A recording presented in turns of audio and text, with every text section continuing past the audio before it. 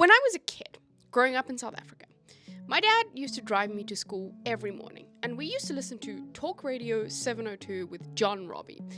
None of you will probably relate to this radio station, but effectively, he used to talk about topics and give us effectively the news and what's happening in the world and happening locally in South Africa. And that is where I got my information about the world.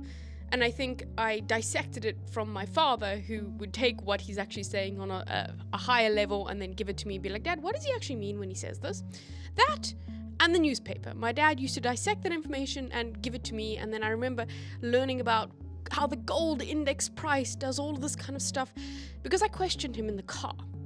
And then I would go to school and I'd talk about this stuff. Yeah, cool kid, I know. But what I'm trying to say is how information got disseminated a few years ago, like maybe 20 years ago. I'm also dressed as like a paper boy. I feel like this is what they used to do in the past, where they used to go deliver newspapers.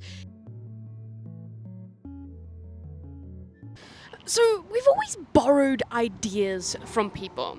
How many times did you hear a joke by one person and then you said it again to other people and they thought you were hilarious? You didn't come up with that joke. You and I both know that, but you got the credit. This is normal people behavior. I'm not trying to make people feel bad about it. Because it's kind of how we connect with a lot of people. We see how they see the world or how they disseminate information, and then we kind of relay it to other people. Because you know what? We either thought the fact was interesting or we respected their point of view. What I want to talk about today is the volume of information that we are getting, and how do we decipher what information to spread to the rest of people. Because we have so much information that passes through us on a daily basis. Because the average person that has an internet connection gets information from search results on Google, podcasts, group chats, news feeds, like actually going to CNN website, comment sections on other videos. Then we've also got the short form video. And dare I say, we might, and it's maybe even more, I don't know the exact number, but we are going through about 100 fragmented, at least 100 fragmented opinions about things going in the world in a single day. And the sources of that information, you probably won't remember by the end of the day. Like, I can ask you simply, what was the last 3 videos that you watched doom scrolling? You probably can't even give me that information. Never mind who the people were that were giving you the information. So there's a well-established finding done in the realm of memory research. And it's something called source monitoring. And it's the brain's ability not to just track what you know, but where that information that you do know came from. And when it's all working correctly, you can say, oh, I learned this from my dad. On the radio this morning, they were talking about this, and then my father kind of explained it to me, and that's how I know it. Or, oh, I saw a TikTok on it like 2 days ago, you know? And the psychologist who found this out also noted where the information came from decays faster than the actual information or the memory of that information. So you know what they were speaking about, but you just can't remember where you got that information from. I think we can all resonate with this, right? You're like, oh yeah, where did I hear this from? I do know this, but I can't remember where. And back when I was a kid and a teenager, there were only really a handful of sources in which we got our information about the world. There was the television programs with like news, whatever, Sky News, there's one. Then there was the actual newspaper, the radio, and then like school would give me certain bits of information. But that's majority of where I got this factual information, barring like learning from my parents and stuff. And when you had a piece of information, you kind of forgot where you heard it from. You're like, wait, where did I hear this from? You only had a relatively few number of sources that you can go backtrack and be like, oh no, my dad wouldn't know that. So I probably learned it on Sky News, on the TV, that kind of thing. that context that came from where you got your information from was actually an important bit of the information because it framed it.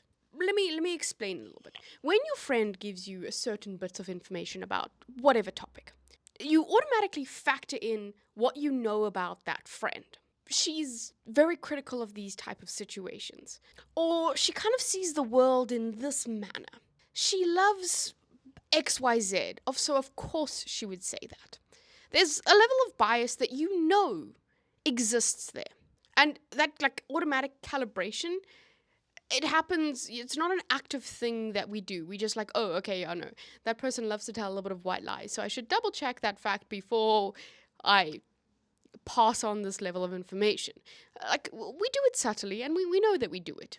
And forgive me if I'm getting a little bit academic here, but the source comes with like a little asterisk, like, be careful, this person really loves star signs, so maybe what they're saying might not be fact and might be read in the horoscope kind of thing. Like, there's a little bit of an asterisk there.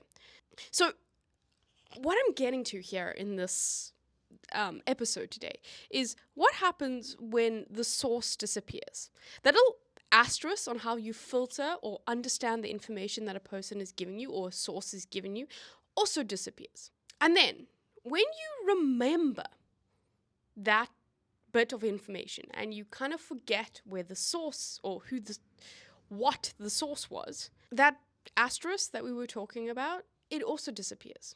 So the idea comes to you and it feels obvious, kind of self-evident, kind of like you thought of it yourself. And you relay the information as if it was something that you figured out yourself. And this is where I think it gets a little bit interesting, or where I'm getting to the crux of this, is that we get so much information these days from so many different sources. There even exists like websites like this that tell you how certain websites are framing it. So in it, yeah, that has problems in itself on the framing, but you can see that we are being overloaded with information. So telling someone you know the source and being able to decipher the bias or the framing intuitively is becoming really hard. So information dissemination to our people in our lives is becoming interesting, or at least I'm finding, as my paperboy self, I'm finding it very interesting around this, especially when I'm reading academic articles, I'm watching Instagram reels, I'm talking to academics, I'm talking to non-academics. All of this is kind of becoming mushed, and I don't know where I'm getting my information from anymore.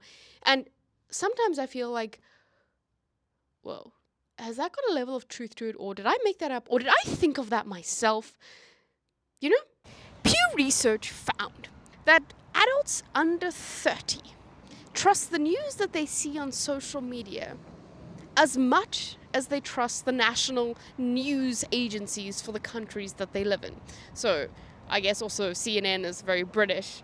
In South Africa we had like ENCA, these type of news institutes. All of these things, people trust the information that they get online just as much as they trust those institutions, whose job it is to disseminate information.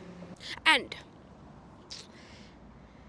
by the time something is shared a lot, or you've seen something, a story about something enough times, it kind of becomes general knowledge to you. You're like, oh yeah, of course I know that, duh. And you've lost the thread back to where you got the original information. I think this is relatable. At least this is how I view it. Like, where did the actual opinion of this thing come from? Who said it first? Why did they say it? And were they reacting to something else? That like red thread, that chain of events, is unknown to most of us when we hear the opinions of people.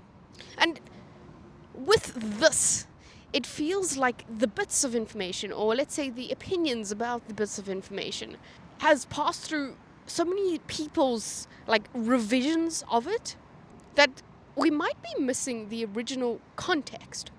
And then what kind of you take away from the video after, or I keep saying video, but there's many forms of this, after all of this consuming this opinion, whatever, by the end of the day or 2 weeks later when someone brings up a certain bit of information, you're like, oh yeah, no, I definitely know that. But how did you learn that? Where did it come from? And is that actually truthful, factual, or even the opinion that you would have if you actually thought about it for yourself? And as a kid, I'm sure you played the game Broken Telephone. If you didn't, you used to have lots of kids that would say one sentence and you would whisper it in the ear, and then the other person would whisper. And eventually, the beginning sentence is very different to the end sentence. And I feel like that's what we're playing in real life here today. Because an idea, it starts somewhere with some sort of reason, with this theoretical asterisk there to be like, I see the world like this, therefore my opinion on this is this. And then the bits of information, my opinion on the thing gets passed down, but not my framing, not my viewpoint, not why I had that opinion, because of who I am. And each time it travels from the next person or the next medium or the next whatever, it strips down more of the context around where that information came from. Or opinion. I keep saying information, but I do mean opinion about information. And then it's relayed as a little bit more certain. The opinion is kind of becoming fact, because you've heard it from this person and then this person says it in this way, and becomes a little bit harder to argue with, because you don't know why that person had that opinion originally. And that's because we can't find the beginning of the chain of information, or the chain of the opinion of the information. And then the problem is, everyone that's passing down the information thought that that was their own opinion. I guess you can say it is their own opinion because they are stripping down some of the information, whatever, but it's just the notion of it becomes common sense. And I think this is indicative of what the AI models are doing today. Just taking all the information everywhere, getting one answer, and then that's it. But framing why someone said it is important. You know, if you've been watching me for long enough now, you know that I have a very critical stance on technology. And that means that I frame a lot of the information through that, which means sometimes it might come out as very negative because I'm like, oh, this technology is doing this bad thing. But remember that technology is also doing a really good thing on the other side of it. And I'm just looking at the bad thing because it's just my opinion on it, or how I see it.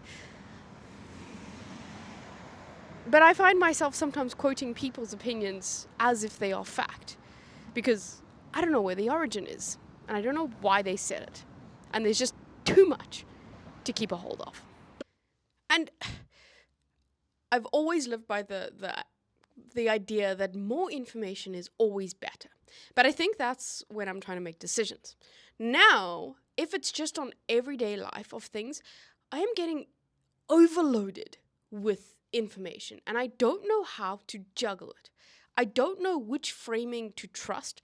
I don't know how to be critical on certain things, because one news source is saying this with different information that's reporting the same story with the same but different information, and then I watch a TikTok on it. I'm just here to say that it's really hard to get information about the world, right? And I know you have your trusted accounts on certain things, and there are many online person that's given news that has some validity to it that you trust because you trust their personality. I don't know why I'm talking explicitly about this. I think I just reminisced on my own behaviors of information dissemination when I was a kid, and I looked at my parents and I'm like, you guys got all your things here, and now I'm seeing news develop about all these things. Like this morning I saw the news, unfortunate news, that Jeremy Clarkson said he has cancer. And one source said that they don't know anywhere where, he hasn't explained where the cancer, like what type of cancer he has. And then there's some sources that are pinpointing that, oh no, it's prostate cancer. Oh no, it's this. And I'm like, but like, he said it himself, like on the TV show, that they don't know, like he doesn't want, see, I can't even tell you the truth of the story, and I've heard so much about the story. Like, I've got conflicting information. I'm like, what do I do? How do I make a critical judgment on this? Because it's too much. I guess I'm just going to go around and be like, Jeremy Clarkson has cancer. What type? I don't know. Maybe prostate, maybe not. We don't know. And I feel like that's not a fun world to live in, right? It's like I know half the information because I don't know if the other half is true. Right? Am I just making something up and being frustrated just for no reason and dressed up as like a paperboy for no reason? I'm not sure. Anyway, yeah, I don't know. Maybe this was just a weird one. I'll check you on the next one.